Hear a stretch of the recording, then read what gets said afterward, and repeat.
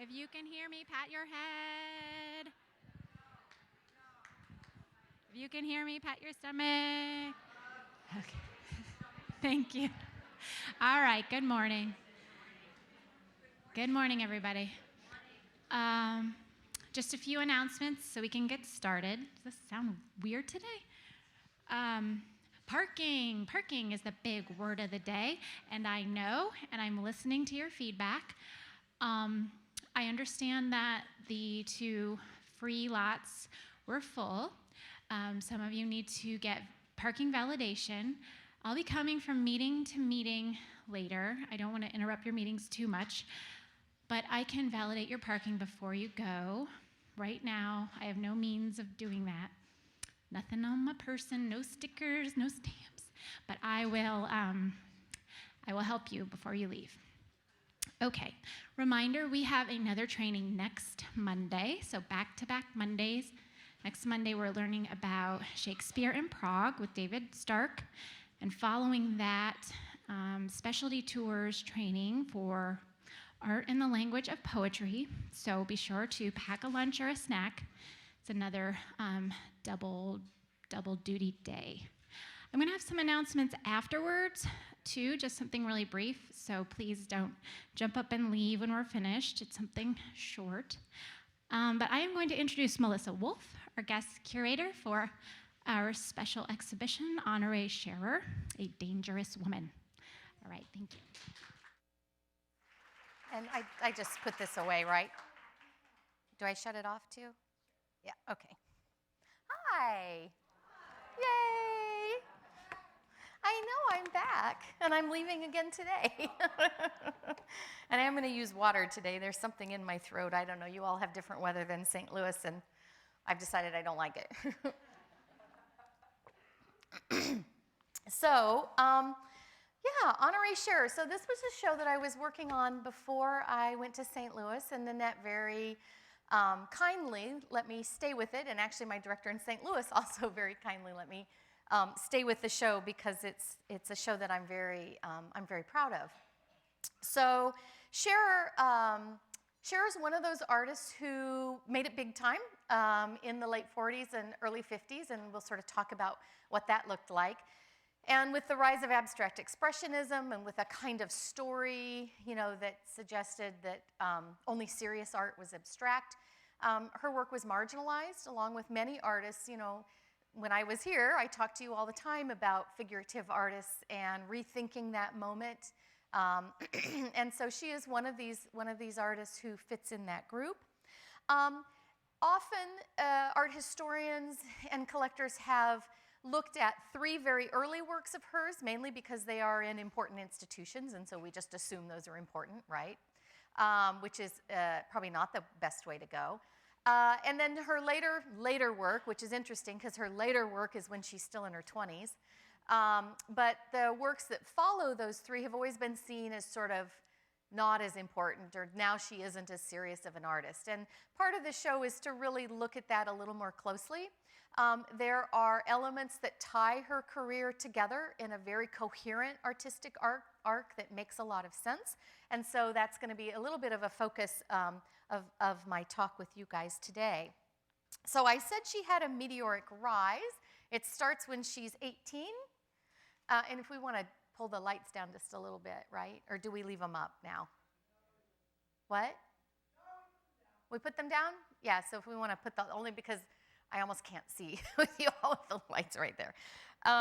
So she wins a youth award. There is a National Youth Award in 1938. Scherer was born in 1920, so in 38, when she's a senior in high school, she wins a national award with the American Magazine. There are over 10,000 applicants. She wins a $1,000 award.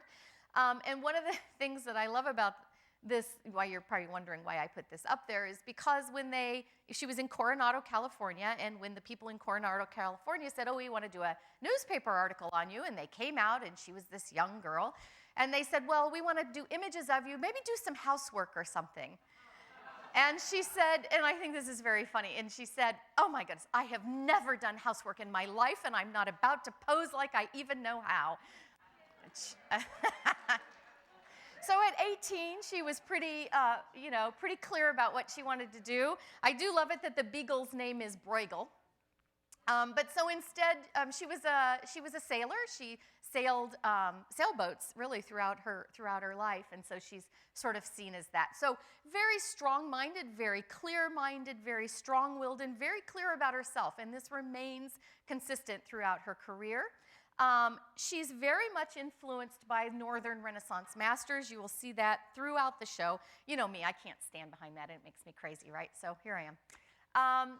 So this really is a student work, right? She's still 18.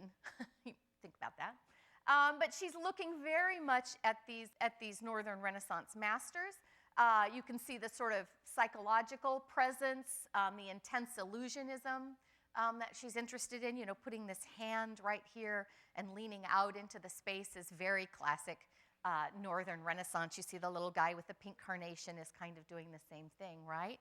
But one of the reasons why she knew her art history so well at 18 was that her mother was an artist. And I think a fairly well-known artist, certainly not of the reputation or of the ability of Honoré, but, so she and her mother painted together. Her father was a career military man. He was a military engineer. He taught at West Point Academy, which is in fact where she was born. And they moved throughout the world. They lived in the Philippines. They lived in Paris, France when she was in early high school. They lived all around the United States, in the South, and then ended up in Coronado, California when she graduated. But there we go. This is one of her mother's works, and I think what also shows up is this sense of color and a sense of design, and I really do think that comes from her mother. Her family is also very progressive. Her grandmother, she writes this really wonderful letter to her grandmother, when she's quite young, and she says, you know, my cradle was rocked by your artistic eye and your sense of people, and meaning sort of this progressive. Her grandma and her mother were New Dealers, right, in the 1930s. They were progressives, and she really is sort of grounded as much as in her mother's paintings as in that progressive mind. She goes to Yale. She knows she wants to be an artist. She goes to Yale, and she says, you know, she stays there for 1 year and then she leaves. And she says, you know, Yale had the finest technical training, but I really kind of already had that, as you can sort of see. And she said, but I wanted to know, what should I do as an artist? What would be my statement? You know, how was I going to pull together painting and what I saw around me? And she said, Yale sort of felt like that was my business, and they weren't interested in dealing with that. So she leaves.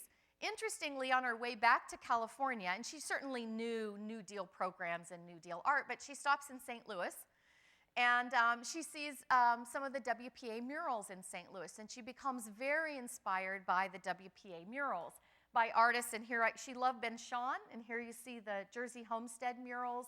This condition, you know, the human condition, the concerns of people in the Great Depression in the 30s, a kind of condensed visual statement, you know, the sort of abstraction of condensing all of these figures together.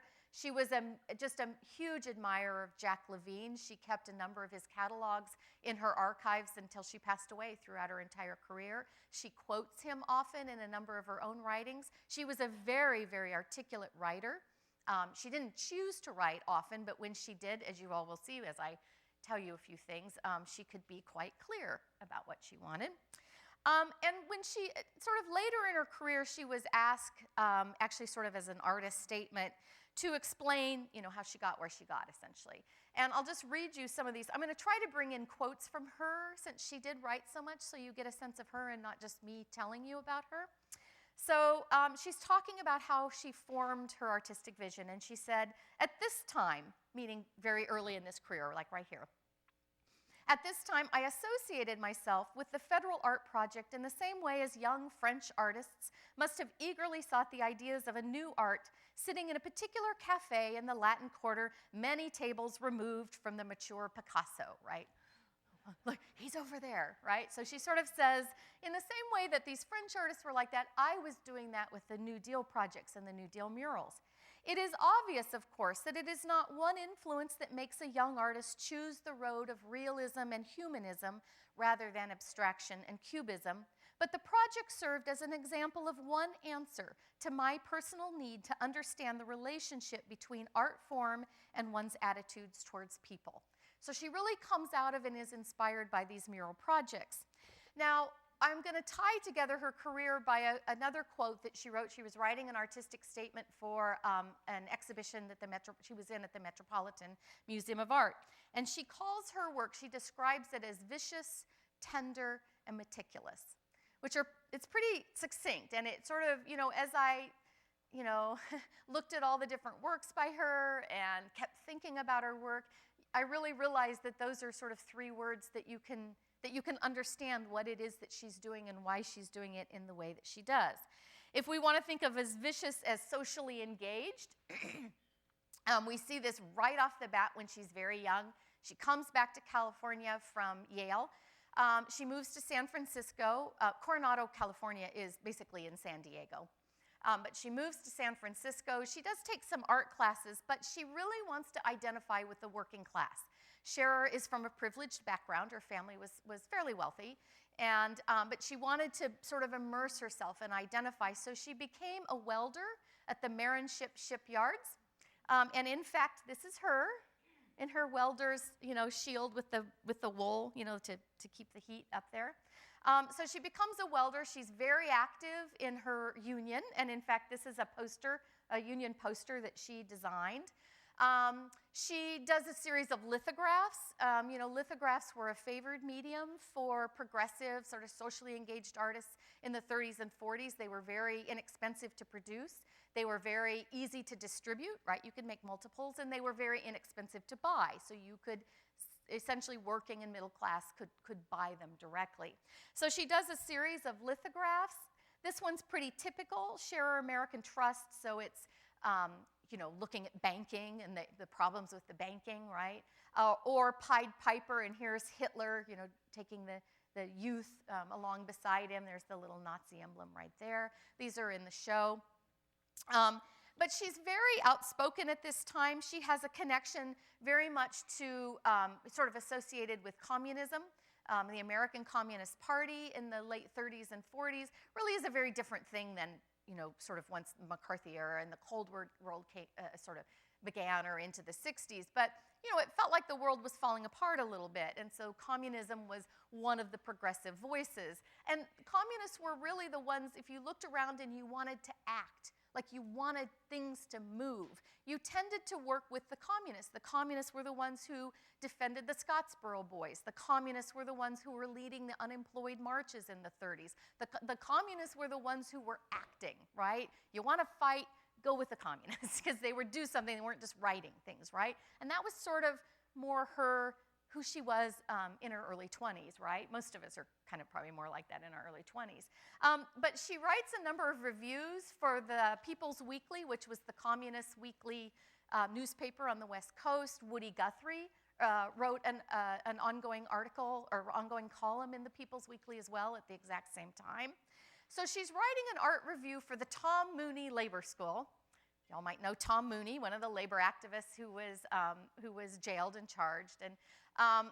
And the labor school was a grassroots school for union members to train them in union leadership and activism.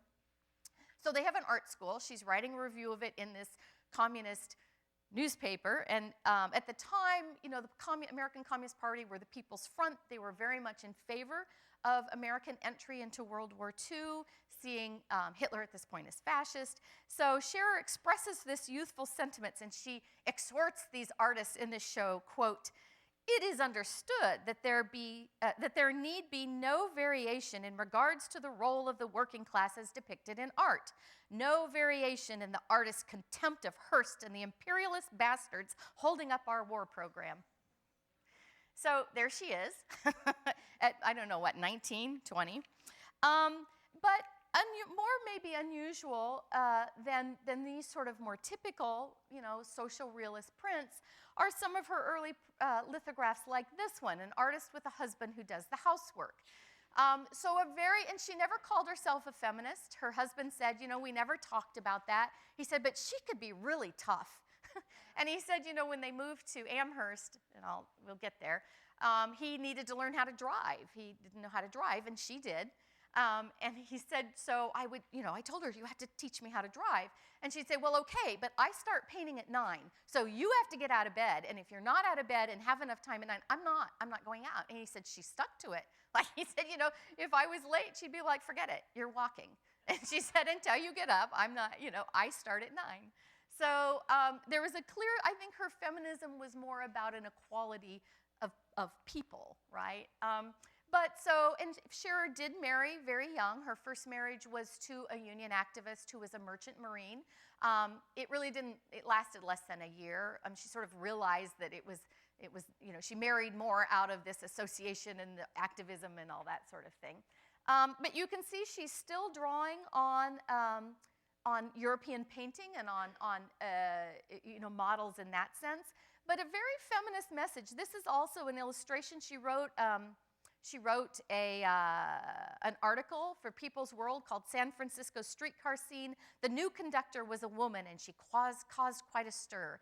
So it was about a woman who had become a conductor, and people were having this big fit, and some wanted to ride and some wouldn't ride. And but the image itself, one of the essays in the catalog looks at the fact she's looking down, and there's all these men kind of looking around her, and there's a hand right there, and it's actually very sort of tense, an image actually, and so sort of looking at this woman's situation. So what's considered her very first sort of major or important work is Workers in Paintings. It's actually a mural study. So she decides to enter something into one of these mural competitions. It doesn't get selected.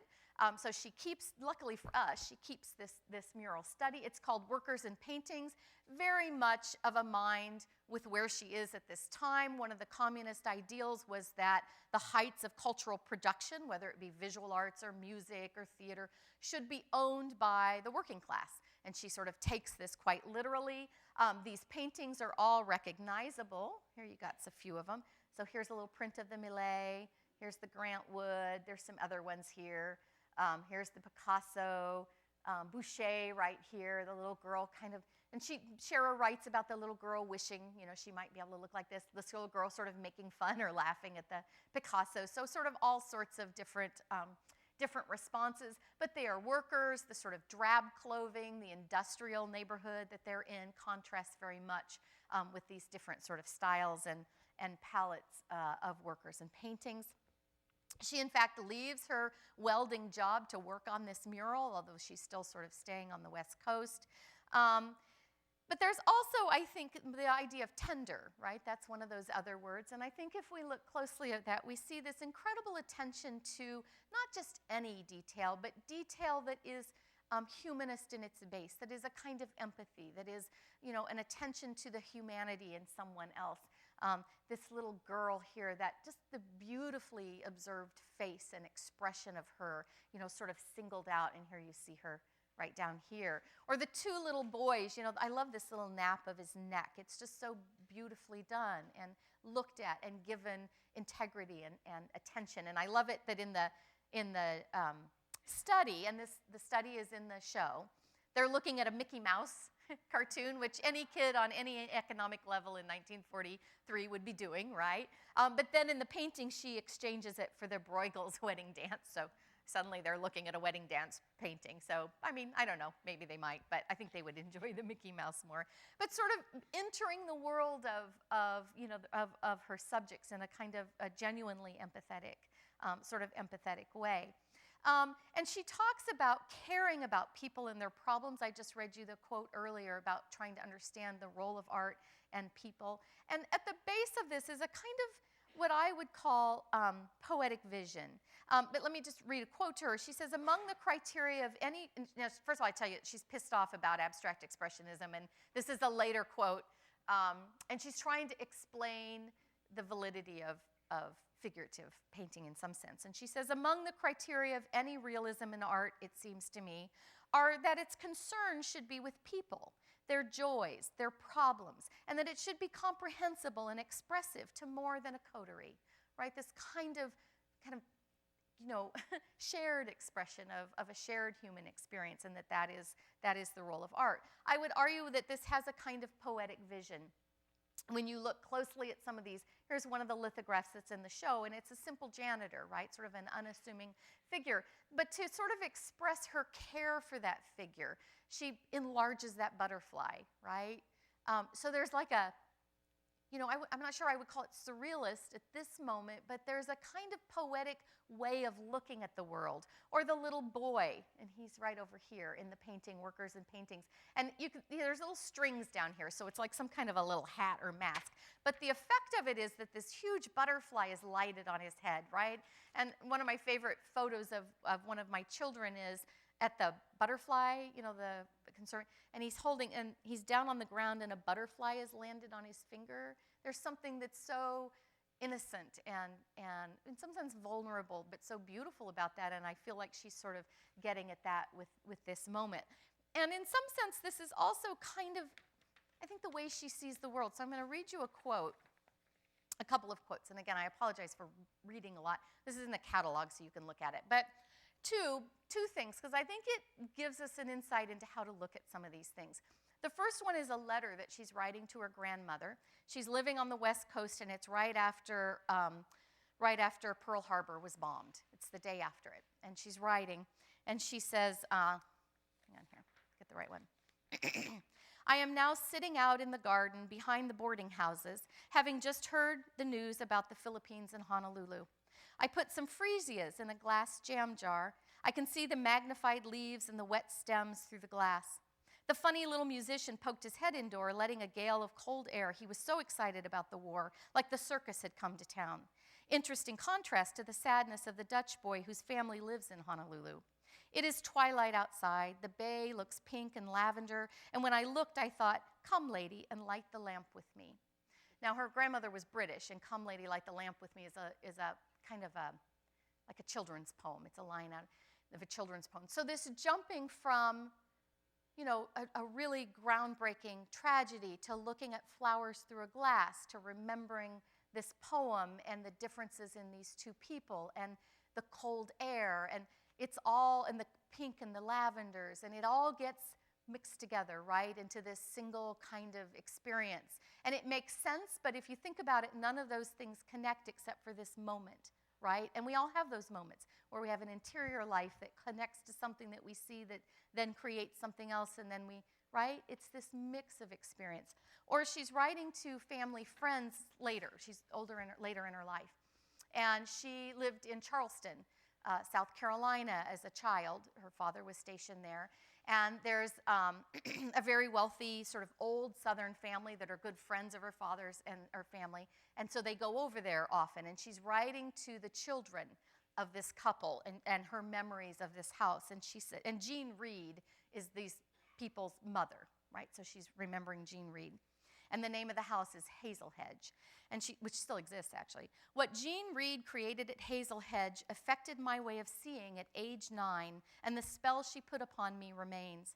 When I read War and Peace, the Rostov family lived at Hazel Hedge. The elegant, right, she's saying they do, they don't really, right? That elegant life of this family in Montgomery, where mama, aunts, cousins often lived together with the main characters of the household, was most unusual. Now, have you all lost? Am I talking about literature or the real people? Right, you have to read, and you're like, wait a minute, where is she? That's an important point. I was glad to see the shots of the big bedroom and the porch where the chipmunk lived within the Chinese lantern. The chipmunk was completely tolerated when he made the lantern swing in a most daring fashion. I had new intimations of what was allowed. His name, I believe, was Nutmeg. I sat at a Sunday breakfast party on this porch, minding my P's and Q's and holding in my hand a silver nutmeg. I grated then a real nutmeg using the tiny interior silver grater. When not in use, the real nutmeg was kept inside the silver one.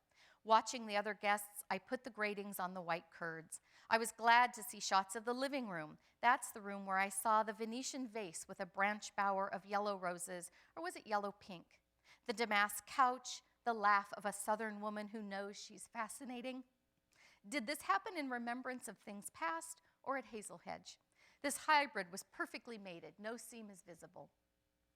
So this mix of remembrance of a woman, of the laugh of a Southern woman who knows she's fascinating, the little nutmeg that's silver and yet the real one, the it's all mixed up. You know, she's named 2 different literary sources. She's talked about something she remembers really, and it's very hard. You have to parse that out to figure out where she is, right? But she's in the middle of all of that. That's where she is. So that, I hope, gives us a little insight into maybe how we might think about some of these paintings as we move along. I know it was kind of a long reading, but I think it's very helpful. So, excuse me. So she does, as I said, she separates with her husband. Her father is recommissioned, so her father and mother move back to West Point. She moves back there with them for a while.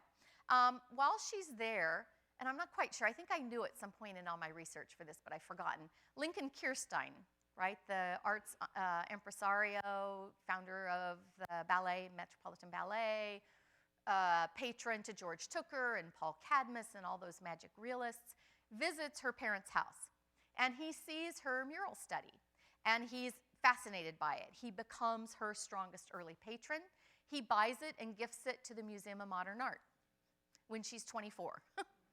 So she enters the collection of the Museum of Modern Art, and it is really Lincoln Kirstein, not the fact that she was in this young award when she's 18, that sets her onto a national stage in very, very quick sequence. Let me tell you why I say her career was meteoric to the very top.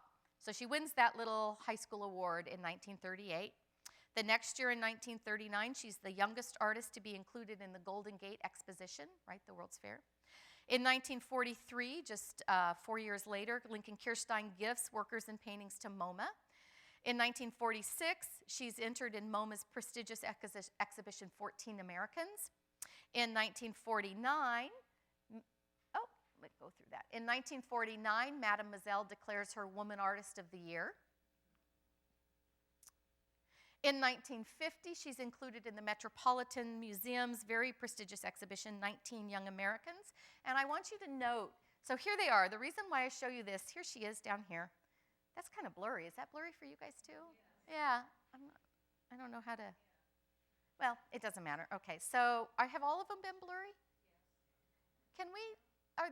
Is there any way to make these less? They haven't been, okay, never mind. It must just be the thing. So let's see, where are we? Eldzir Kortor is an African-American in the show who's now finally getting attention again. So these are 19 young Americans. These are like Americans at the top of what we think would be, you know, the national art scene. And then these artists just drop off, most of them.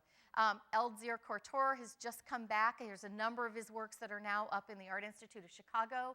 I have one of his works up in my reinstallation at St. Louis. Stephen Green, another magic realist. I have one of his works up in my reinstallation in St. Louis. Siegfried Reinhardt, a surrealist. We have dibs on the last Reinhardt in Mr. Schiller's collection whenever he decides to pass it along. Columbus Museum of Art gets the first say on that one. I moved to St. Louis and found out Reinhardt was a St. Louisan. So I pulled out the best Siegfried Reinhardt, which was in a box because it was in a broken frame and it was dirty and I had it cleaned and conserved. So that's in my new installation. But there's also a show coming around on Siegfried Reinhardt finally. Hedda Stern. Hedda Stern was the only female in that famous Irascibles photograph. She's the woman sitting at the top who looks rather irritated at being surrounded by the men. So she's getting much more attention now. Elton Pickens, another artist whose people are finally looking at. These are all magic realists, surrealists. They are figurative surrealists. So surrealism wasn't dissed in the 1950s or certainly in the 1940s. Figurative surrealism was. And these artists are all working in that figurative mode. Theodore Stamos is another artist who probably earlier on has gotten more attention. Bernard Perlin, another magic realist who was hanging with George Tooker and Jared French and that group as well. So I'm not just sort of bringing Honoré Scherer back in a kind of void and there's nothing else going on with that. We did George Tooker, the George Tooker exhibition in 2007, right? Paul Cadmus is finally coming back and getting the attention that he deserves. Jared French is finally back on the market now. So it's part of a much bigger rethinking not only of figurative art, but also of art of the 40s and 50s and how we really want to think about that world and the connections and the dynamics of that world. So now let's talk about Meticulous. She is meticulous.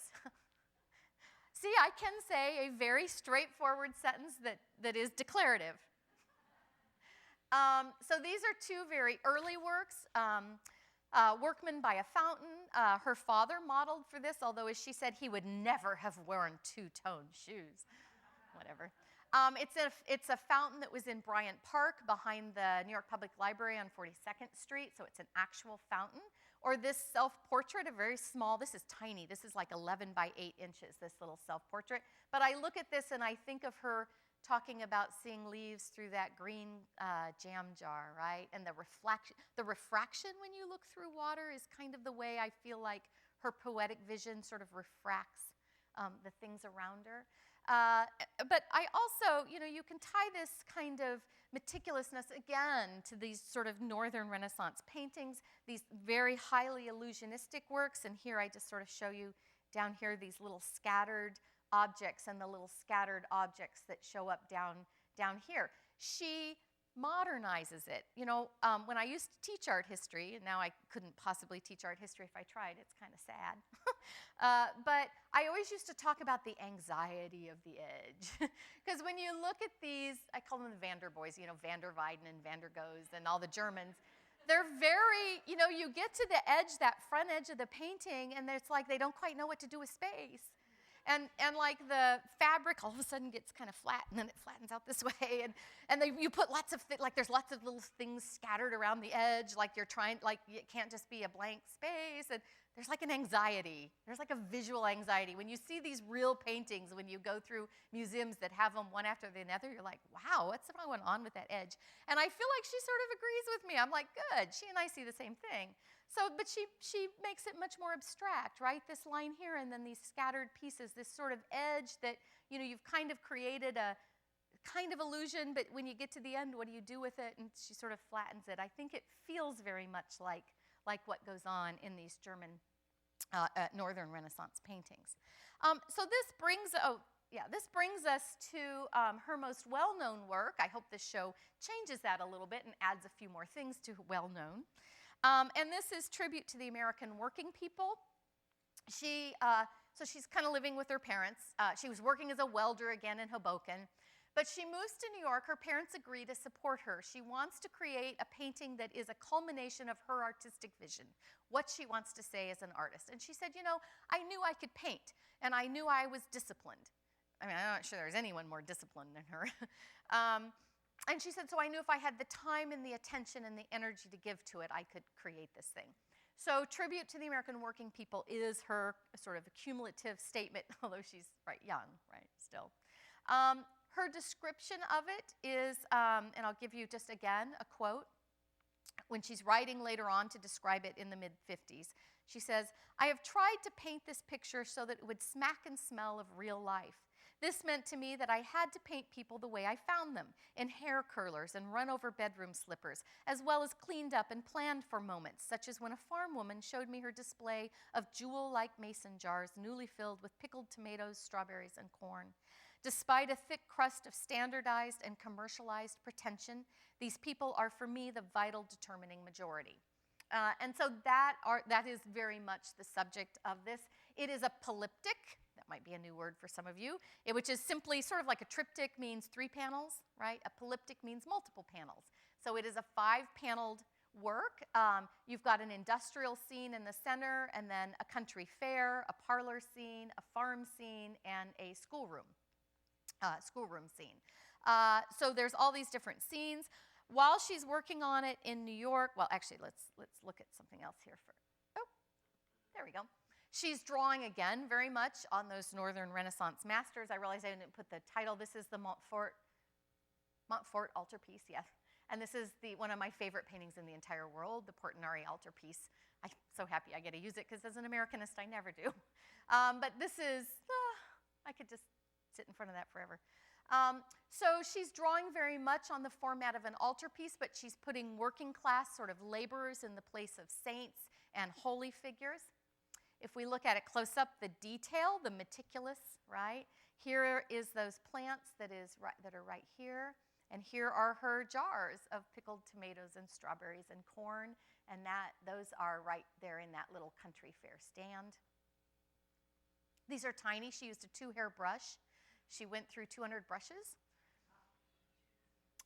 Here's a woman who's fitting her mother's dress, and that is in this, here we go, the little parlor scene right there.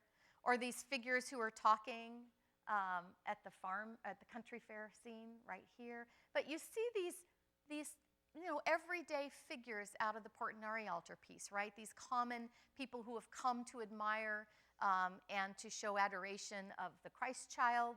These little backgrounds, this guy's giving us a side eye, but this sort of miraculous thing that's happening in the background. And when you look, I didn't give you a detail, but the little background here, they're like these little Netherlandish landscapes. So I don't know where that factory is, but something in the United States looks like that. Again, the detail, just the human quality of that little boy, this little girl in the Portinari altarpiece, right there she is, sorry. Or the 2 little girls watercoloring, the little loose hair that's sort of fallen and the way they're sort of talking and the little tendon of the neck there. I mean, it's just so carefully observed and so tenderly observed that there's a kind of adoration to it. She meets her husband, the man who she was married to until she passed away. She and her husband passed away 9 days apart from each other. So she meets Perez Zagarin while she's in New York. At the time, he had quit. He was a graduate student at Harvard. He had quit to be a union activist.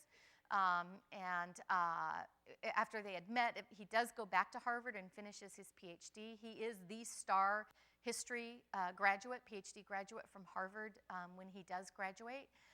So they meet, they get married. He gets the one plum role or the plum position that's out in the United States at the time, which is in the history department at Amherst College. So they moved to Northampton. Why isn't it turning? There we go. And she makes over 400 photographs for this painting alone. There's a group of them that are part of the exhibition in a print case, so we can see them. So this one's in there, and here you see him. He was a bricklayer. This guy was a tailor, and he was very conservative, and he didn't quite understand why it was that she kept wanting to come back and photograph him. But she puts him. He is the center figure right here. Perez was probably her most. She corralled him into posing for her, for 40 years. And so here he is right up there, a young Perez. But so we have photographs for this figure here and this guy and this guy. We have a photograph that's the body, which is a different guy, and then a photograph of the head, which is a different guy. She puts them together, right? But so these are figures from Amherst. Or here, the woman who poses for, this is in the farm scene. The teacher who we have here, and we have a description of the teacher and these 2 little kids. She wrote a description of them later on and why she picked those figures, and that's in the show. This little boy who I think is so sweet. So he's in the show too. So looking very closely, a kind of documentary impulse. Like I said, she was very influenced by Ben Shahn. She owned several of his photographs, and this impulse to document things that comes out of FSA photography and WPA. She very much sort of buys into that and follows that. She's very tied to these figures. I love this letter that she writes. This is Rose Callahan and Child. I didn't put Ann Child there, so I even screwed up the title. She'd probably write a letter to me. It was published, Joseph Werner Reed bought it, so it was in Ambassador Reed's collection. There was a show of his collection, and she got a catalog, and it said Mother and Child. She was totally irritated. She writes Reed's widow, at this time he's passed away, and she basically says, that is not the title of this painting. That woman was a real woman. Her name is Rose Callahan, and I met her coming out of the Five and Dime.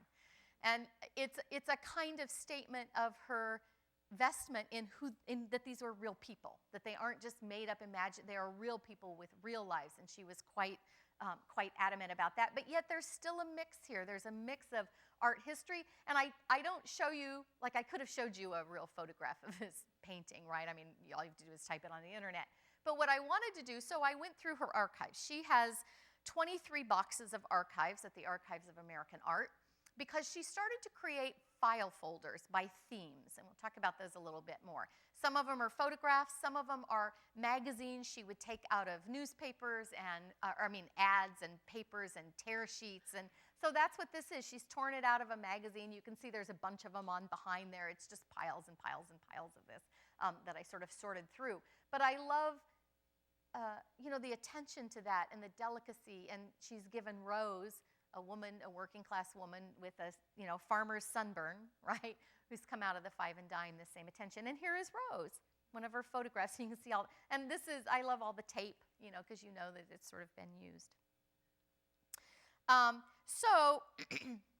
Oops, let's just go back here. So this gets shown in 1951. It basically sets her reputation. She finishes it in 51. Knoedler Gallery, one of the most important galleries in the 50s in New York, takes her on. They represent her. They do a solo show of just the polyptych. It gets reviews in Time and Newsweek and another art magazine. I can't even think of all these different magazines. So it makes it big. So you would think that 1951, Perez is at Amherst with like the top position. He's offered the Sheldon Traveling Fellowship, which Harvard only gives to one history PhD student for 2 years of travel. She's at Knoedler with this very big show. You would think it would be fabulous. In fact, it's not. This is the height of McCarthy era and the blacklisting of McCarthy era. Perez had been a union organizer.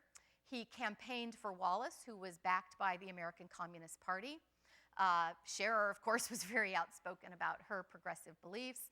Amherst chooses to deny him a leave of absence to take the Sheldon Fellowship, which was sort of unheard of. It was their way of getting out of having him there. He decides to take the Sheldon Fellowship instead anyway, thinking that every other time, usually you didn't have a job if you had the Sheldon, right? Because you were just out of graduate school. And Harvard then would give you a postdoc or then would place you when you got back. So they go to London. Perez was a historian. He specialized in 18th century British history, but particularly in theory of revolutions. Yeah. And I have to say he is one of the preeminent historians in that field. He became you see his name everywhere.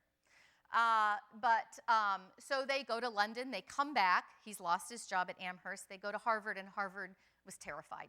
And there's an interview of Perez that the Archives of American Art does, and he says, it was terrifying. He said, I thought I would never have a teaching job. I just thought we were done. He gets a job at Vassar, but they decline to renew his position after 2 years. So from 51 to 53, they spent basically a year and a half unemployed. She's from a fairly wealthy family. It sort of supports him, but he's unemployed. He finally finds a position in Canada. And so they moved to Canada for 10 years. He teaches at, what's in Montreal, the big school in Montreal? McGill, thank you. He teaches at McGill. He comes back in the early 60s, in 63, and begins a very, stellar career at the University of Rochester. But so they are blacklisted for 10 years. So 51, in fact, should have been a banner year, and it was sort of anything but that. And the art world was not exactly kind to Scherer as well. And this is the magazine with all my notes. I'm sorry. I realized that I wrote all over my copy, and so now I don't have a clean copy to use in lectures. So just ignore all my underlinings and stuff. But this actual magazine is in the show as well. This is a review in Time of her exhibition, and you'll see on the page, I just kind of kept spitting out my coffee when I read this page when I was doing my early research. So de Kooning has his second solo exhibition. It's reviewed. He's called Willem the Walloper. She has her first review, and she's called A Hardworking Housewife. I kind of wonder what she wrote about this. There really wasn't anything written about it, but I really want to know what she thought. So she's called straightforward, unambiguous, pretty. She's a pretty housewife. She works out all her tiny brushes. She thought little of devoting a whole day to detecting the right expression into 1/16 of an inch of an eye. She needed new glasses. It's tedious. It's precious. On and on and on, right? Willem the Walloper is still working out of doubt. He wallops into each canvas with a will, lines that are whipped one instant, snarled the next. To give his work a spontaneous quality, he does it fast and destroys hundreds of failures. So, like, this is the art world, right? And in fact, it's not just her. This is that infamous Jackson Pollock spread. Is he the most famous? Is he the greatest living painter in the United States? There's him, you know. He's got a cigarette dangling out of his mouth. He's paint spattered. It's very masculine and aggressive, these huge canvases. And it wasn't just, in some sense, it's about figuration. Figuration was imaged to be decorative and female and feminine, which is not serious. Abstraction was big and overall and active and aggressive and masculine and therefore serious. Even Helen Frankenthaler, and that's who's depicted over here, who's been rethought as well, and the influence that she had on abstraction as opposed to sort of being the feminine version of abstraction has become quite interesting for actually a number of years in the art world. But so this is Gordon Parks' photograph for a Life magazine. Her works have been turned into a room. She's barefoot. The article gives her weight and her height. And this is the Hans Nemeth, famous image of Pollock working. He's stepping into his canvas and he's aggressive and so this is sort of the art world in which, and then I always think of the lithograph of artist who has a husband who does the housework. Well, she didn't really have, I don't know, she didn't have the same things as they did. So there is this issue in the art world that she is also working against. So they moved to Montreal, and as I said, they stay there for a decade. Well, Scherer had originally planned for Tribute to make lunettes, these half-arched, which is very typical of Renaissance and altarpieces, right? She had planned on making lunettes over the 3 columns of panels. She got tired of painting. It took her 5 years to paint the polyptych as it is, so she never finished it. But in Montreal, she started thinking more and more, and these panels were meant to be images of the wealthy and the excesses of the wealthy in contrast to the working class panels below them. And so this is the study originally that would have been over the middle panel. As she describes it, she said this would be the central dome, wealth on the back of labor, money bags, thin red eyes crying into a golden chalice held up by a wife at a nightclub table. On one side, an unhealthy, disinterested adolescent children in sports clothes with a tennis racket on the other, rats with jewels, one fighting with a piece of bread with legs, the other biting the leg of a worker, one looking up the dress of the wife, money on little spears, or on little wheels and spurs. So this kind of, elevated language, sort of Jack Levine and very, very sort of, what do I say, metaphorical and analogical and very direct and quite biting, right? So she keeps thinking about this, and this is what comes out of it. So it's very different, right? And what I would argue about this painting reception is that it marks a transition from early work into what I want to call mature work. So it is here where we see her experience of McCarthy era change how it is that she paints. She's still the same artist. Tender, meticulous, vicious. It's still there. That poetic vision, that humanism, that illusionism, it's all still there, but it gets morphed, right, from her own personal experiences, and we can track it in this painting. So originally she was going to do something that looked like that dome. Then later she decides instead to focus or to attack on McCarthy-era leaders. Very sort of Jack Levine-esque. I mean, Jack Levine she admired because, he didn't give a crap about what everyone else was doing. He still turned out paintings that were just vitriolic attacks on generals and political leaders and socialites and, figurative. He did it all the way through the 60s, 50s into the 60s, and she adored him for it. She changes the way she works very much, and there's 3 elements to this change. One is process. So at the height, the growth of the 50s is the growth of mass media, right? It is an increase in TV, right? Watching, in magazines, in newspaper circulation, in advertising. This is sort of where admin kind of begin to become very powerful. in the 1950s, and she draws on this mass media visual culture. So whereas she might have been more associated with the documentary impulse of New Deal and FSA photographers in the 30s, she really starts to move to broaden her sources. For reception, you see this is her modeling for this figure right here for the body, right? This is a photograph that was taken, someone's modeling for her in her kitchen, and that's this jacket right here. You see it's the same thing. She gets AP photographs. So here's an AP photograph of Frances Cardinal Spellman. You see her, the colors of paint right there. These are photographs from a paper and pulp convention. I don't know where she got them, but she got them. So there's these guys talking there. Claire Booth Luce out of a magazine. Dulles, General Dulles, out of a magazine article. And then these guys are from Power Politics in Atlantic City, an article in Time magazine. So she begins mixing all of these sources, right, into her images and sort of collaging them. And so then what she decides it's going to be is, you know, these powerful politicians and military leaders and business leaders in this grand Washington reception room, and a real, like, kind of Jack Levine sort of skewer.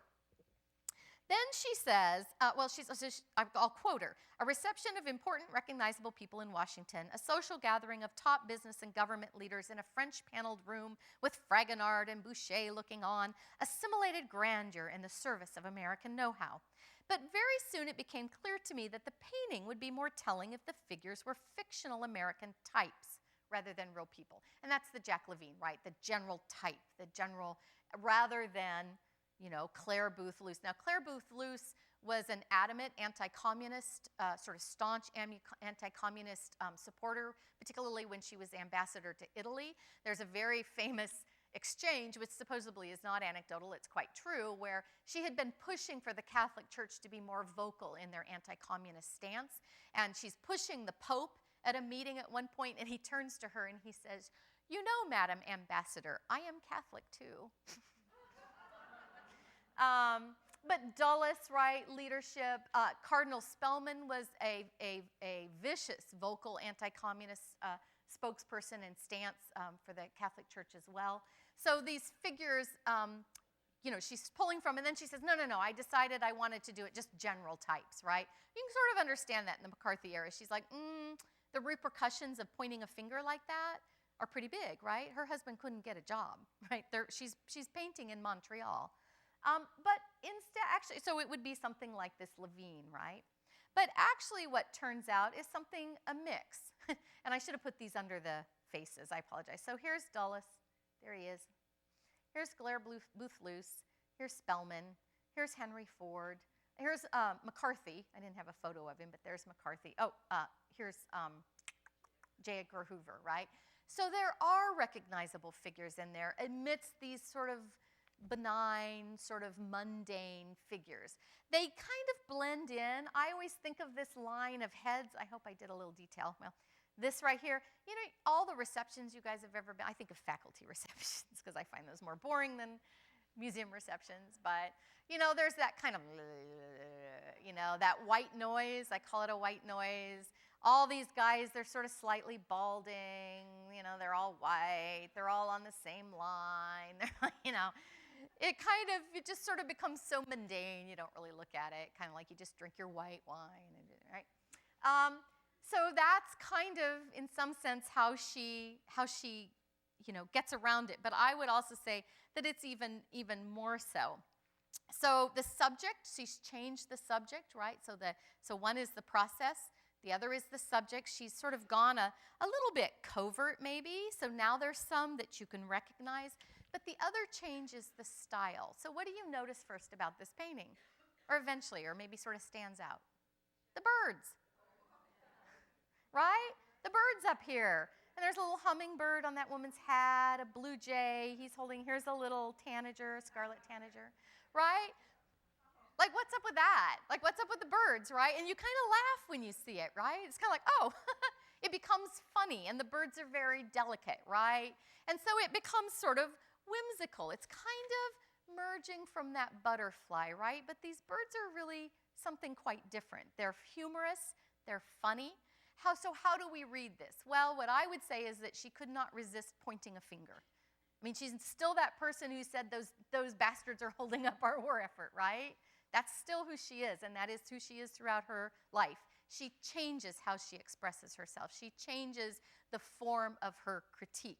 It's not just celebrating the working class and pointing at the bad, corrupt leaders and decision makers. She's really becoming covert and subversive, and the birds are what let her do this. So she can't not point a finger. But she needs an alibi, and the birds are her alibi. They make you laugh. And you sort of go, well, is she really being mean or not? Or is it just sort of silly, right? Also, this painting is small. It's in pastel colors. It's highly illusionistic and decorative, all the things that are not serious. She takes the very things that are dismissed and uses it to get away with being critical, right? It's pretty brilliant. And she often says that the theme of a painting should be conveyed in the formal elements. When you look at this painting, what you see, there's a woman, she's separate, right? This young woman, very vulnerable, has her head down, sort of acquiescence, very, bare shoulders. And who's looking at her but that cardinal, right? Incredibly predatory. That is reiterated in this lobster whose little antenna come out, around that little songbird. That's a scarlet tanager. Also, the paintings, remember she said Boucher and Fragonard. Here's a Boucher, or this is Fragonard. This is a Boucher, and this is a scene from Ovid. It's when Jupiter disguises himself to rape Diana's nymph Callisto. So this is a scene of what happens when unbridled entitlement is not contained, right? What happens to innocence when you have corrupt and unbridled entitlement, which suggests what might be going on here, right? However, if you think that this is just about gender, it's actually a very clear Marxist comment about structure, because Claire Booth Luce, much more covertly and more hidden and probably a little more sophisticated than the cardinal, is also looking right at that young woman. And in fact, in this story, poor Callisto, is treated unfairly twice again. Diana rejects her because she's been raped by Jupiter, and Juno, Jupiter's jealous wife, turns her into a bear.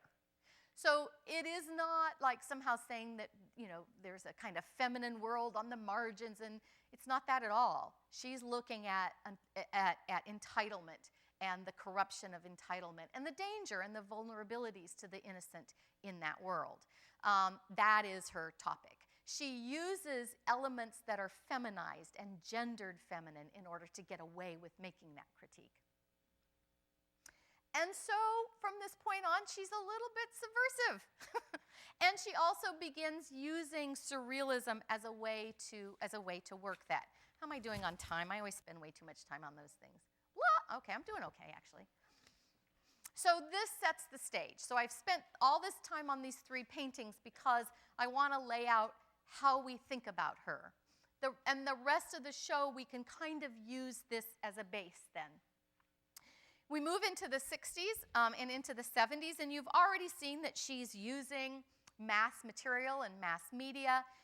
We can tie very much her work into the development of pop art as well. Those pop artists who were also using mass media, incorporating sort of lowbrow material into the world of highbrow, or the highbrow world of fine art. And for a long time, pop art was predominantly talked about as a rejection of the high seriousness of abstract expressionism, right, a bringing back of commercial world and this sort of lowbrow, this everyday kind of mass media, and not really looking at the politicized elements of pop art. But in fact, what I find very interesting is this rethinking of the art world. There was a really great show on women abstract painters. I saw it at Denver. There was also the Whitney did, that series of show on their permanent collection, and they did one called Subversive Pop, which I loved because it was after I was already working on this show. I was like, yes! It's nice to know you're kind of in with a world of someone else. There's been a show on women pop artists that looks very much at their political message, looking at the kind of underbelly of consumer culture and mass culture. And so we can take what we've just talked about with sharer reception and see it very much almost as a kind of precursor. Think of her as a connection from the kind of social critique of social realism, you know, when I say forged in the experience, you know, of McCarthy-era oppression, and sort of coming out into this pop world, you know, making a connection between that. So James Rosenquist's probably most famous work, F-11. Well, F-11 was a Vietnam jet, right? The development of a fighter jet. He ties it to consumer culture and mass culture, the sort of, excuse me, mass culture that supported military armament.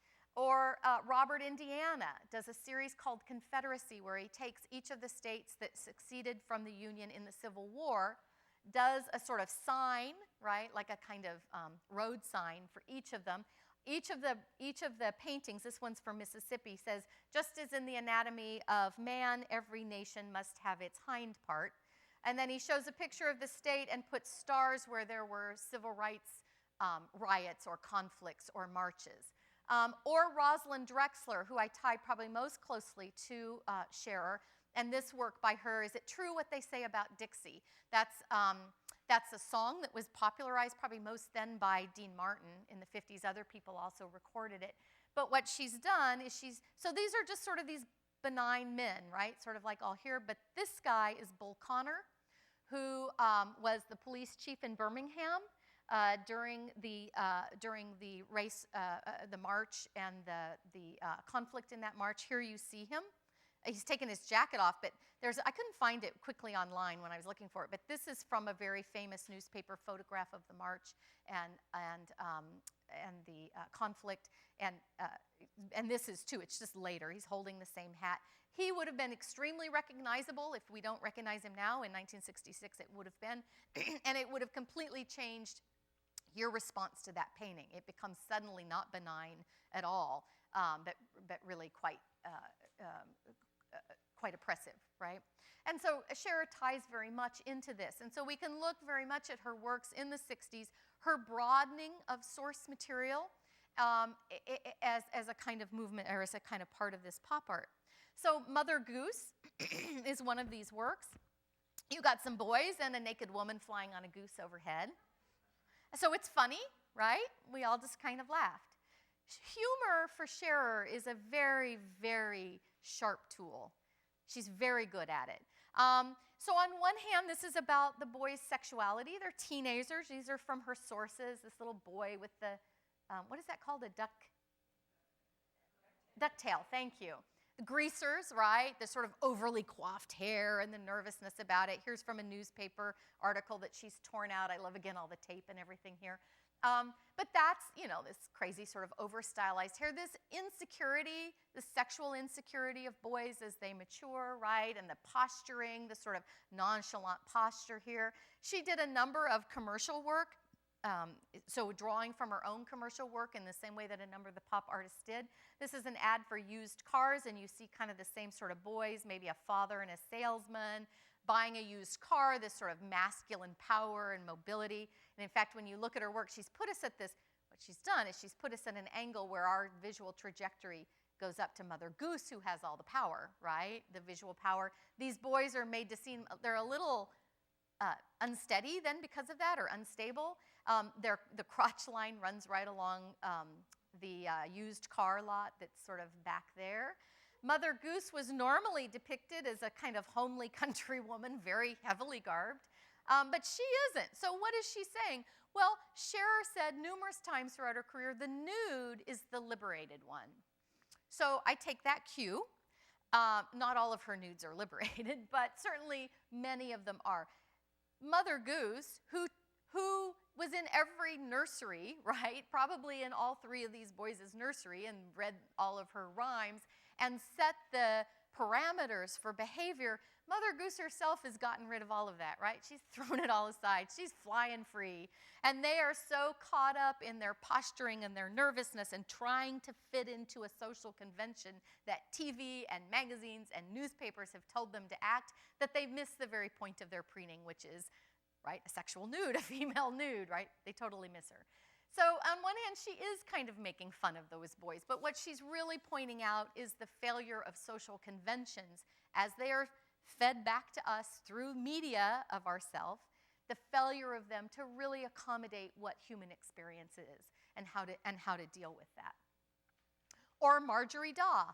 Seesaw, Marjorie Daw sold her bed and lay on straw, right? So one of Mother Goose's nursery rhymes, again, pulling from this sort of low brow.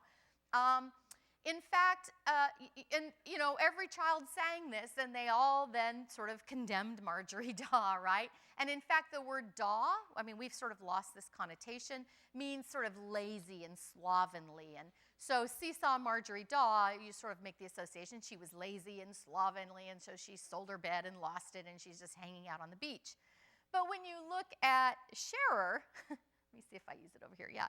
Scherer sort of takes ownership of that. And this is a very, now feminist theory it was originally done in feminist theory, but we've looked at it now in a number of different contexts. The way in which images of a type or a kind of person, or let's say women, right, because that's what we're talking about here, that there are certain things that become very derogatory and negative. Think of pinup girls, right? So that, in some sense, well, in many senses, is controlling. It's disempowering. It allows men to gaze upon women's bodies, and women don't have control of that, right? It is a disempowering process. But women, and I think this is true in this Marjorie Daw, one act of taking control back of that is to reuse it and to reshape it and to take ownership of their own body, of their female nude, right? And I think Scherer is doing that. Because when you look at Marjorie, she looks pretty darn happy, right? She is liberated. And so what is she liberated from? I don't know, the PTA, the Women's Church Auxiliary, the minivan, driving the kids around, the two-car garage, blah, blah. She's Spanx. Yeah. So, and what I say about this is, that line that's scrawled across there, it's not in this painting, it isn't finger wagging. She's kind of crowing about it, right? She's taken back that sing-song chant, and she's saying it and taking ownership of that. In some sense, Scherer is very much tied again to pop artists. Tom Wesselman's Great American Nude series. Here you have these figures taken directly out of mass media, out of images of conformity and how you were to act and dress and look and aspire to. And underneath it, unseeable to these figures, but of course to us, given our perspective, is a nude, barely asceticized, right? Sort of because of its, it's sort of breaking out the arched back, it's sort of breaking out of that asceticized language, and it's sort of what lies at the base of what this sort of confines and restricts and codifies and pushes down, and Scherer is sort of taking that back out, right? And Scherer, big-hipped, and she's staring right at you, and it is a kind of taking back of that, I think, very much so. Or Leda and the Folks. So we've looked at nursery rhymes. Leda and the Folks is from mythology, right, from Greek myth. Leda was a fair-haired beauty. Is it Zeus who saw her? Who saw her? Hang on here. I didn't even write it down. I think it's Zeus. Oh, no, yeah, it's Zeus. Zeus sees her, and he changes himself into an old woman to seduce her. He changes himself into a swan. I'm sorry. It's Jupiter changes himself into an old woman in the Jupiter and Callisto. So Zeus turns himself into a swan and impregnates Leda. The resulting egg hatches, or out of the egg is Helen of Troy, the most beautiful woman in the world who causes incredible chaos, or her beauty, she doesn't, her beauty causes chaos in the mythological world. So this is Leda, sort of, and all sorts of things in this painting refer, all these ovoid forms sort of referring to the egg, her golden hair, her beauty, right? So she is tied to Leda, I mean, that's the title, right? She's also tied to Elvis Presley. Scherer said, oh, I'm sorry, I'm moving up two heads. So this is totally a pinup, right? And these come out of Scherer's files. There was a pinup, they were done in portfolio forms. They were called camera. And so you could just buy all these pinup images in the 50s and 60s. And Scherer had several of them that she uses. So these pinup girls or these country fair queens. I love this. It says she's fired, and she was a campaigner for Wallace, and at some point interviewed, she said she would love to be the new Mrs. Wallace, and that got her canned. But it's also Elvis Presley. So Scherer was fascinated with the Presley family and Elvis Presley and that stardom and the dynamics around it. I mean, Scherer's husband had said this is tied to Elvis Presley. Well, then lo and behold, when I was doing research, I find this torn out, and this is from the very same year that this was painted.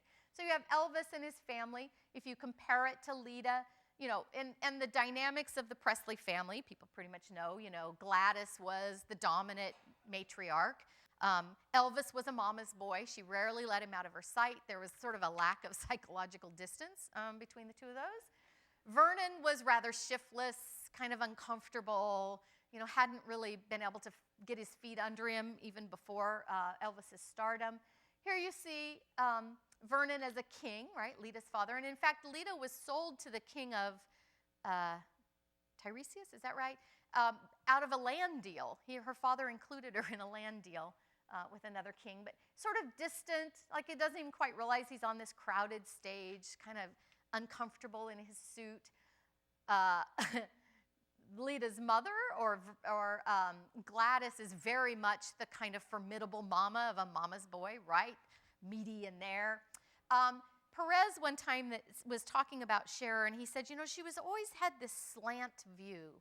She always noticed like the slant view of things, like the slip strap that had fallen, or you know, the socialite who, you know, has slightly crossed eyes, or the, you know, just the foibles and the slightly off things. And you certainly see there's a little barrette, you know, like it's a bobby pin. It's not a barrette. It's like this bobby pin in her hair and the slipped strap, and then this elaborate brooch, which seems really kind of out of place on her.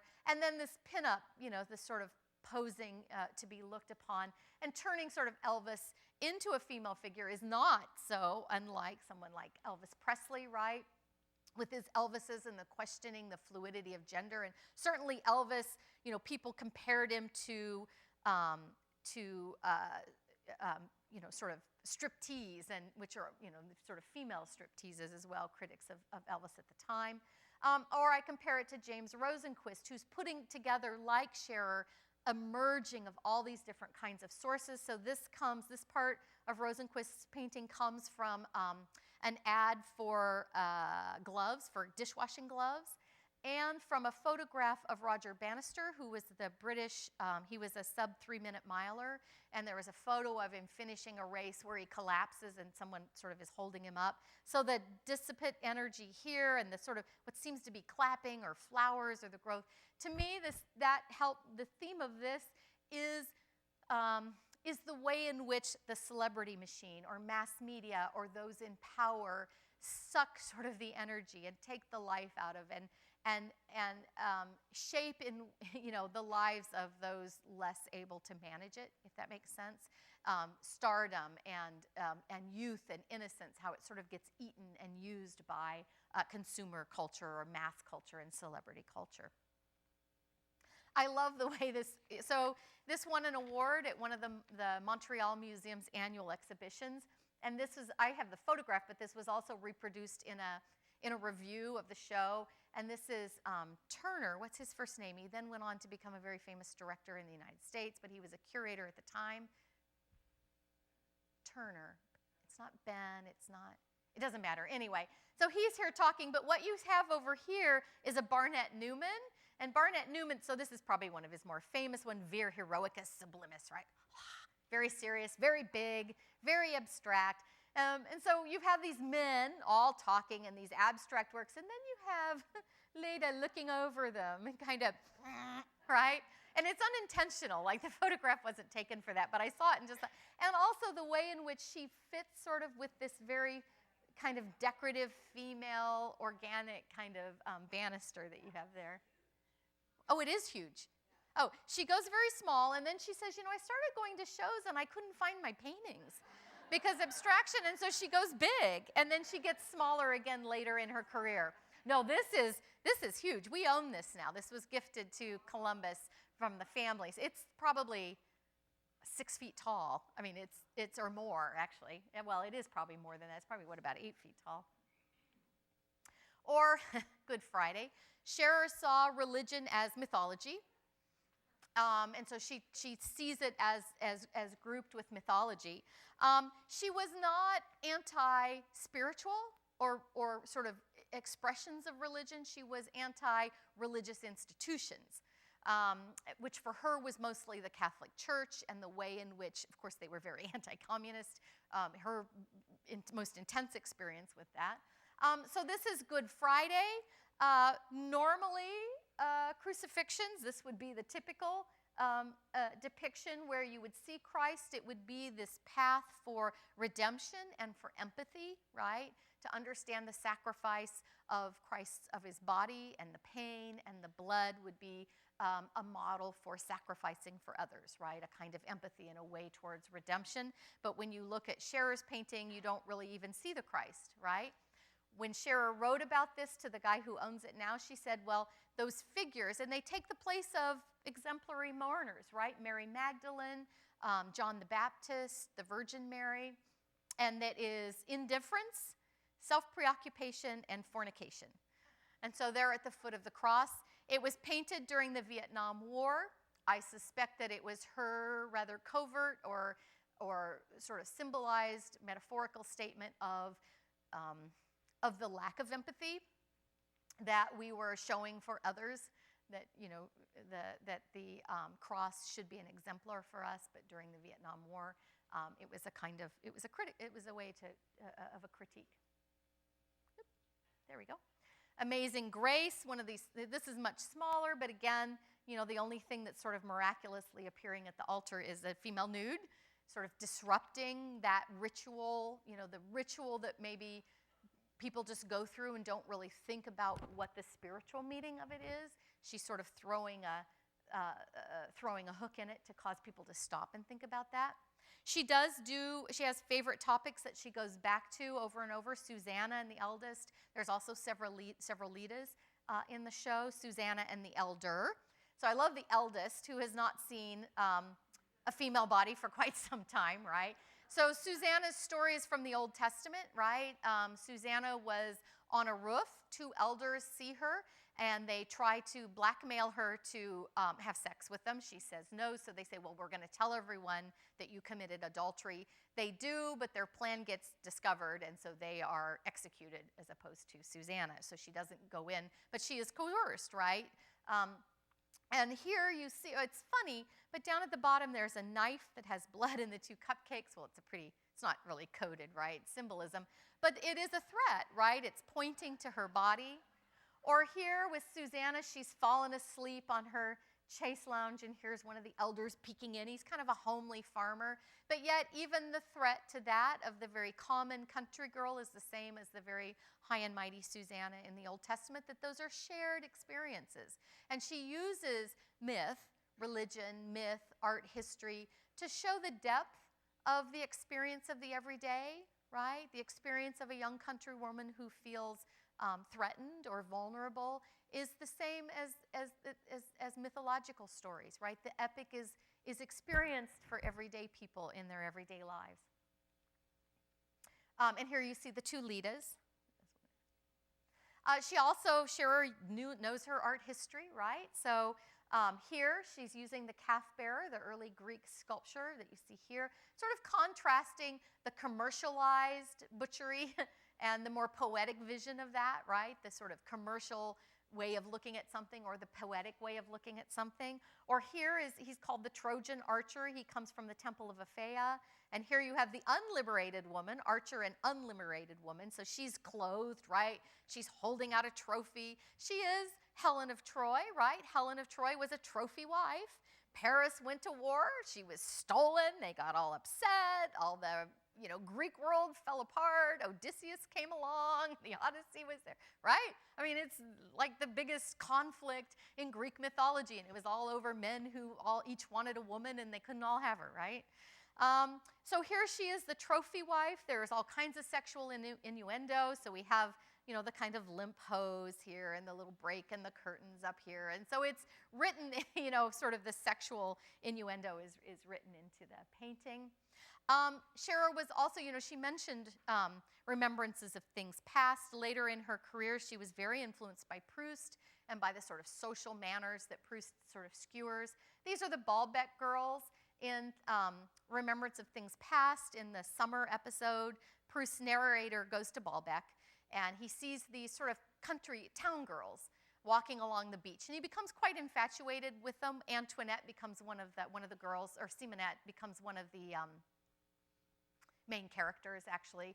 So these sort of everyday girls on the beach, and I didn't make copies of this, and I wish I would have, because at the time when I was in the archives, I didn't know of this painting, but she had these whole series of girls with big 80s hair, and there's 3 of them, and she stops them on the street, and she asks for their photograph, and so there's all 3 of them walking together, and they are in the exact pose of this, so I know, and it's, this was painted in '86, so instead what I show you are 80s big hair.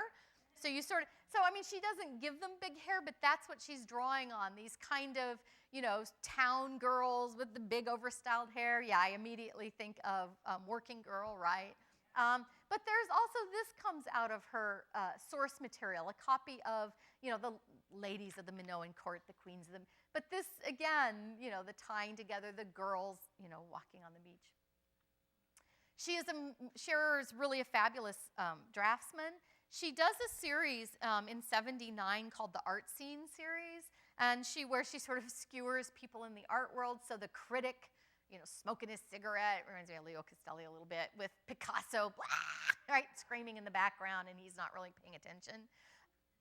Or the professor, where he's leaning into the young girl, and his hands are almost touching her breasts, and it reflects the lines in the miroir. Or I had to include the curator because I figured I better let her skewer me too. I love it that they're all smoking because it's 1979, right? But de Kooning's woman, is behind this refined and, very sophisticated appearing or presuming curator. Scherer drew incessantly. It's not uncommon for artists, but there is a pretty incredible economy of line and what goes behind these drawings. Again, we'll sort of look at in the paintings as well. So this drawing, you see these 2 feet, you might kind of go, right? Well, her caption says, "Listening to Republican Convention." Which now that you know who Scherer is, you're sort of like, whoa, like that's pretty now suddenly a loaded drawing. Or this drawing, which is just people eating, but written down the bottom, she says, "They lost a son." Right? So this incredible thing that's underneath an everyday scene, or just you just flip through it, right? It's just, she's sitting eating dinner and she's sketching because she's sketched everywhere. Actually, the most of the sketches are at academic conferences, and I think she must have just been bored out of her mind. And it's just like in a hotel reception room, it's people sitting at tables, and she's just sketching, these small sketches. So they're consistent. I do include 2 later ones. Scherer suffered late in her life from aphasia, a kind of dementia. And even by 2005 and 4 and 5, she really had lost a lot of her ability to communicate and to connect, but she still was drawing very actively. She spent that winter drawing on printer paper, 8.5 by 11 printer paper, and these are 2 works that I include in the show. So this inner life was still incredibly rich and active, even that late in her career. Before the divorce, you guys probably remember that. That's certainly been up here. So part of this to me is what's there. Right now I've just showed you those drawings of what's going on underneath something. So here we have these 4 figures. We can see actually her refining process. She isn't just collaging things from all these different sources. Here's one of the sketches, and what I love is you have Good Friday sketches up here, and then these sketches, and they go back and forth. You think of this tree almost feels like the bottom of the crucifix in Good Friday, and in fact there is a drawing called People, a Cassine painting, called People later on that in the show is next to Good Friday, but it could be related to both Good Friday and this, like when you look at it. But it's a totally benign people standing around, and there's like this, looks like a telephone pole or something behind him. But once you know these 2 paintings, suddenly it activates this otherwise, a work that you would go by. But what she originally planned was this these flames going off this guy's head, right? Well, so what I think she is a master at is getting rid of things and condensing things down to their psychologically most potent, right? So when you look at this, it's before the divorce, right? This woman and the daughter are looking out at us, very actively ignoring this woman who we can't even see and reads almost more like a void, right? And this guy who's very actively looking this way. So they are all so obviously ignoring the tension between them, right? Which only creates this more incredible tension. This woman, to me, reads very much like a Medusa. Those feathers that feel snake-like, and it's black.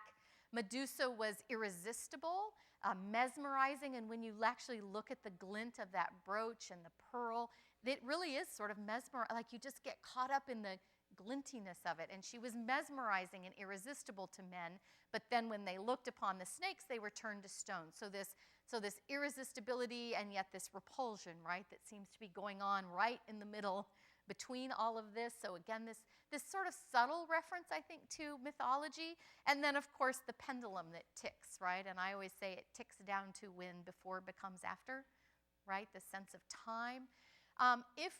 She talks about realism and surrealism and her images. And she says her images are, quote, how I cope with realism, I don't call it surrealism. There are things going on other than what you see. What the eye sees is a kind of realism, but it isn't everything. And what I tend to call this kind of realism is psychic realism. So what is real is the dynamics of what's happening. Like that is a very real thing. And she uses mythology and art history and religion and to bring in the depths of that realness to what's otherwise just sort of an everyday scene. We go, oh, that's sort of funny, or oh, that's cute. But the depth of our human experience, she brings mythology in to bring that into our world, into the modern world.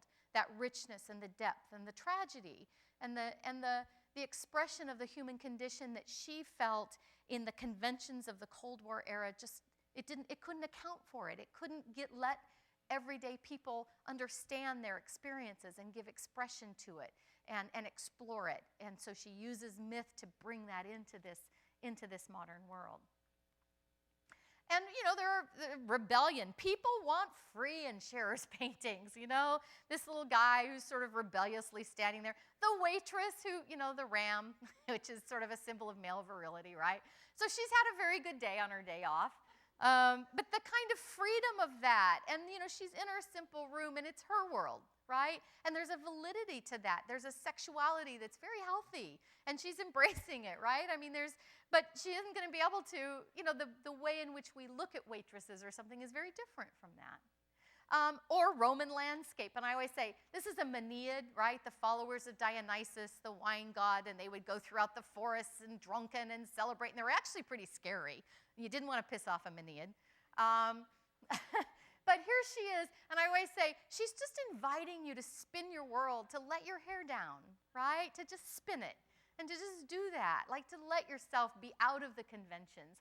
Or Afternoon of a Seder, right? The country girl queen and the Seder, and, and it's, it's funny, but it's also, sometimes we are satyrs, and sometimes we are country fair queens, and so, and he's hunting, right? I mean, it's life.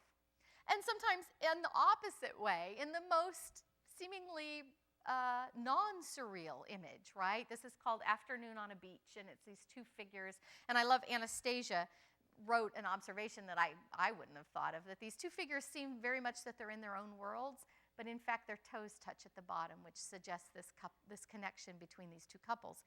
And she made many, many drawings besides photographing and advertising, and I love this drawing because suddenly you go, oh, it's like they lost a son, or it's like, watching the Republican convention. So it is this giant squid sort of rising out of the ocean that they're sort of oblivious to. And then she paints it out, but it's in there, right? Once you see it, you sort of know that that's part of what's in this otherwise sort of everyday sort of composition. And I should say that, many of these files that she kept, sometimes they had very, dogs, fruit, or, these very sort of everyday kinds of themes that you would go through these files. But some of them were really quite subjective. There's one that's called Religious Men/War. So that's like this association for her. There's one that is called Men of Distinction, question mark, right? So, and I don't know why I picked two men examples, because there's, she's looking at everyone, not just, there is society ladies. There's a category for that. Women in fruit, there's a category for that. So, there's a category for owls. So some of them are very typical, some of them are not so. Some of her works are really quite surreal. And, hang on here. This is a category that I call in the show Ordinary Things. And I'll just read you a quote. So she's asked later in her life about her career. She doesn't divide it into like early work and then the 60s and then the smaller later work at all. She says essentially, and I'll quote, "Ordinary matters are the largest category of subjects in my painting." I have to tell you, I read that and I was like, what? Because, right? Roman landscape that you just saw, an afternoon of a Seder, and I was like, And she's writing this in the 90s. "Ordinary matters are the largest category of subjects in my painting. Then, the next largest subjects are myths, including religious subjects, whether in jest or earnest, and then nursery rhymes. For an agnostic, myths remain nevertheless very provocative as subjects." So I think in ordinary matters. So what's ordinary? And I realize, again, in one hand, it's the psychic realism, that our ordinary lives are full of really, really rich experiences and material and connections. And she uses myth to get at that ordinary but very, very rich world. She uses surrealism to get us to that point, to get it into a scene that's otherwise very everyday, right? So Resurrection of the Waitress, originally this is the drawing that's in the show, so it is still the angel with the egg beater, ripping her out of a crowd. Here it seems more like she's selected her for the lottery or something, right? But she gets rid of the other figures and puts it into water, and this reverberation of the heavens around this razor blade. I mean, I assume it's a suicide of a waitress, right? And so she's brought a waitress she's being resurrected, right? Which is the apex of the Christian religion being able to be what it is, right? The meaning of that and the heavens that reverberate over a waitress, right? And that sort of is Scherer's position. It goes all the way back to Tribute, where she enlarges that factory worker in the middle. She puts him in the position of the saint when he's just a factory worker, right? And so that is sort of her position on people, and it continues well into 1984. So this figure pulling her out in the water, right, the kind of murky archetypal water.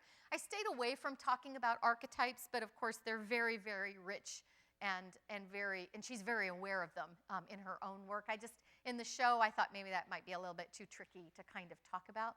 Or I'll end with this painting, Scherer, "Don't Murder Me, I'm Not Ready for Eternity."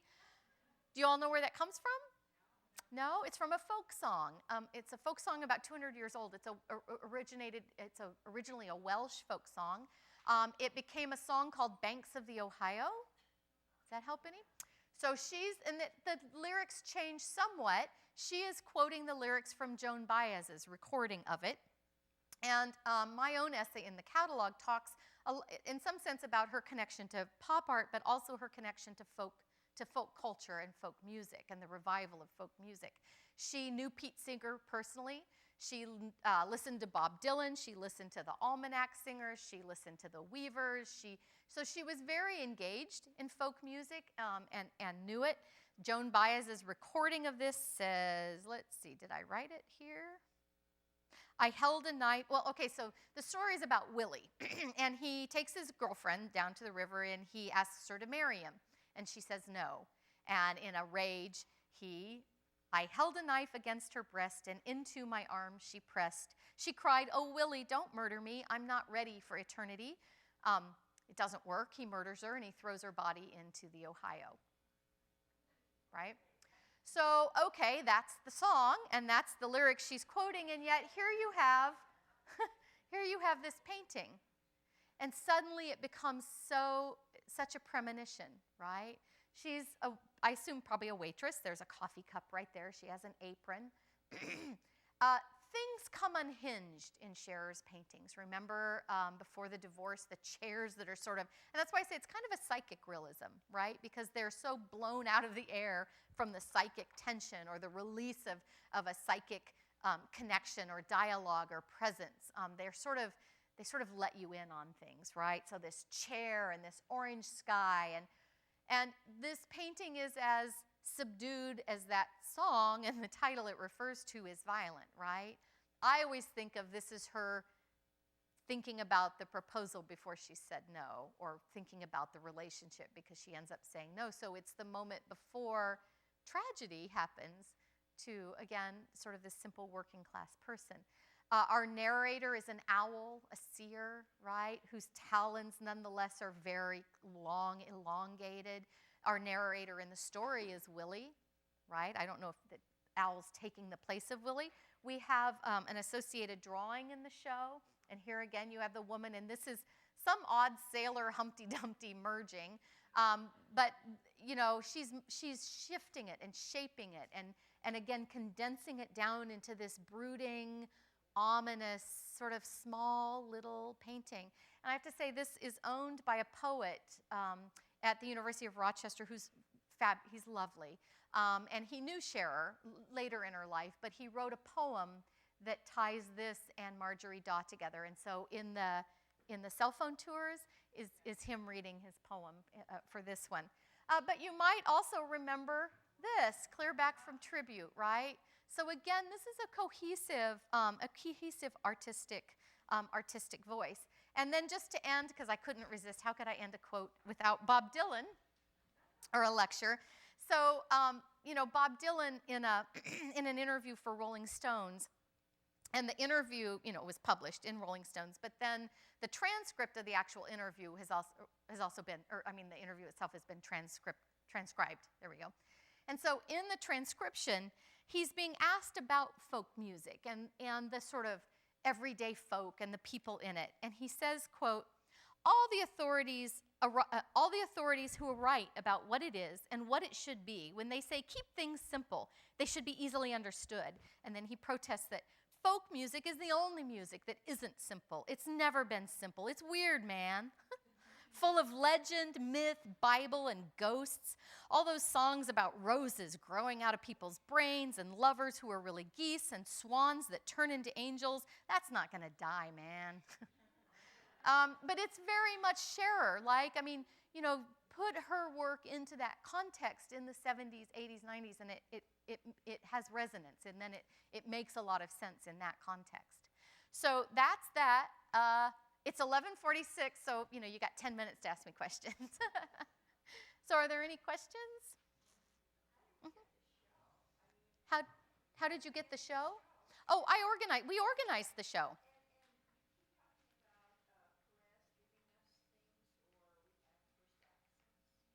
Well, so Scherer's family deposited her works in a number of museums. We negotiated with them to deposit representation of her career, and the family is slowly gifting those over time. So Lita and the folks has been gifted so far. Mm-hmm. Uh-huh.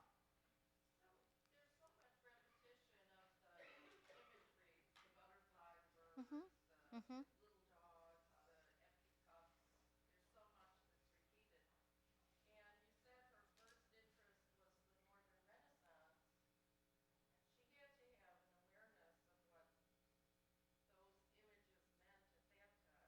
Yes. I guess if I had a few thousand more words, maybe I would have. But yeah, the detritus that shows up in the Northern Renaissance paintings are the kind of detritus that you would find on the streets. You know, it's old pieces of straw, and it's broken shells, and the detritus that you find in Scherer's, like in the tribute, are broken pieces of wood with nails in them, right, that you would find in an industrial scene, or you know, put out cigarette butts, right, on the beach. And so, yeah, she is tying, I think, very much into that. Yeah, she's using the modern version of that kind of detritus that you find in old master paintings. Mm-hmm. Mm-hmm.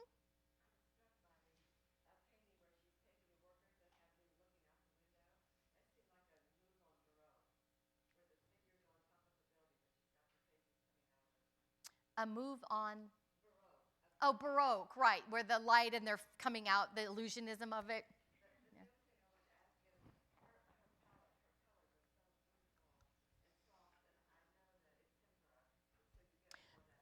Actually, she works in oil. Mm-hmm.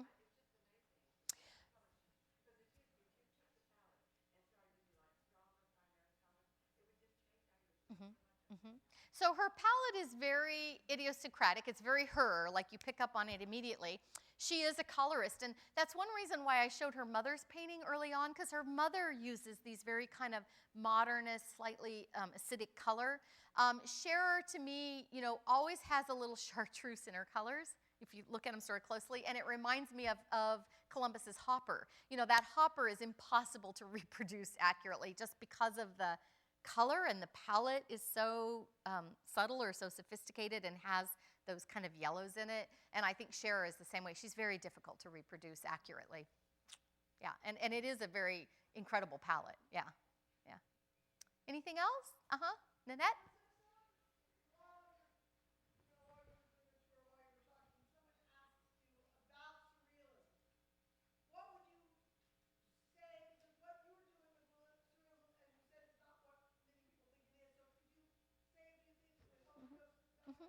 So, the term magic realism is used often for artists like this, and you guys have probably come across that with Tooker and Jared French. And I always used to, you probably know this since if you were here when I was here, I always used to say magic realism. The way to define it is that the scenes are possible but not really probable.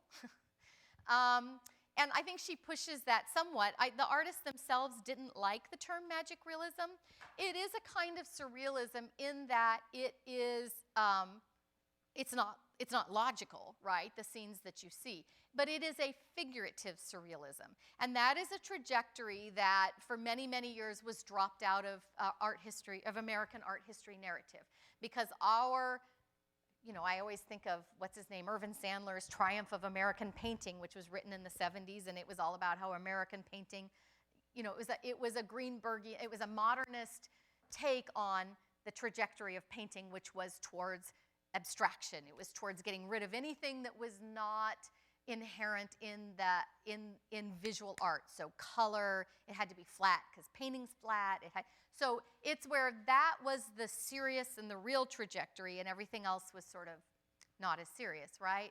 So that's certainly been rethought, not only by people interested in figurative artists, but as people who are interested in social history have been writing in art history and putting art into a social context and changes in a broader social issues, mass media, McCarthy era, those kinds of things. So I would say, to answer Nanette's question about how would you talk about surrealism, I would say, we often think of surrealism as dreamlike, or as abstract, right? The abstract expressionists come out of surrealism, right? If you look at early Rothko and Pollock, that's surrealism. They're drawing on Jungian archetypes. Well, so is Scherer, right? It's that she is figurative. And we have started to rewrite or rethink history where that figurative trajectory is seen as responsive and in some ways as pertinent and revelatory of that moment as abstraction, and in some ways possibly more, right? I mean, that they are networked together.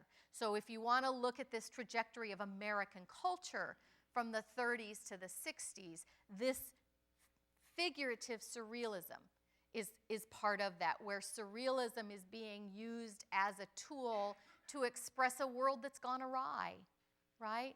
Surrealism for most Americans came out of social realism, came out of social and political critique, where, with the advent of nuclear armament and after World War II, and coming out of the Great Depression, right, where 80% of Toledoans were unemployed and people died of starvation, that genre painting just couldn't express that, and surrealism could give visual expression to a world that felt so awry and so out of sync and disjunctured. And so surrealism really in American culture becomes a tool to express that. Now, I would say the abstract expressionists did use it to do that. They moved to abstraction. They moved to pure abstraction. But surrealism in American art is even more strongly figurative. You know, you have the Schiller collection to explain that, to flesh that out easily, right? So I would say that she is a figurative surrealist, which has been marginalized because we've been interested in abstraction or non-objective painting, but that's being rethought. Does that make sense, Nanette? So it isn't that surrealism was somehow marginalized or pushed aside. It's that figurative surrealism was. You could call her a figurative surrealist, and that would work, right? That there is a social message, and she's using these images that are skewed and uncanny, maybe, or to get at that experience, to get at that psychic experience of the world at the time.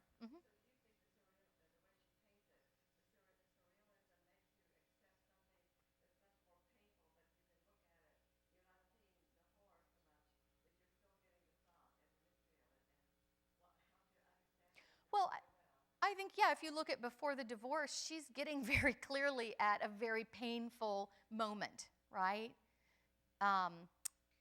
And she's doing it in a sort of subversive way, right? It's not a James Levine. It's not just right out there in your face, right?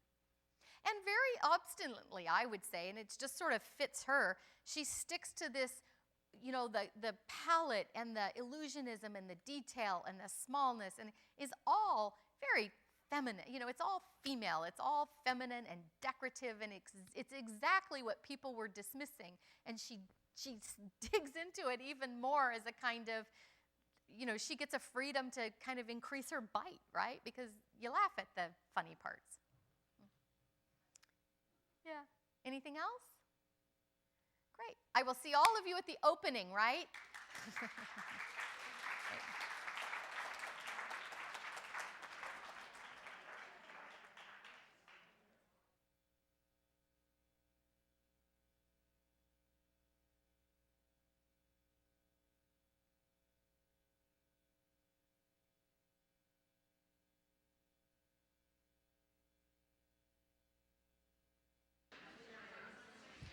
Okay, very quickly. We're going to have our breakout team meetings at this point. And then Carol Collier and I will actually come around from meeting to meeting and make our announcements to small groups. And so let me just announce the locations of your team meetings. Tuesday team in the Ready Room. Wednesday team in the Atrium Conference Room. That's behind the stairs here in the atrium. Thursday team in the studio. Friday team in the Innovation Lab. So Carol and I will be coming around to see you there.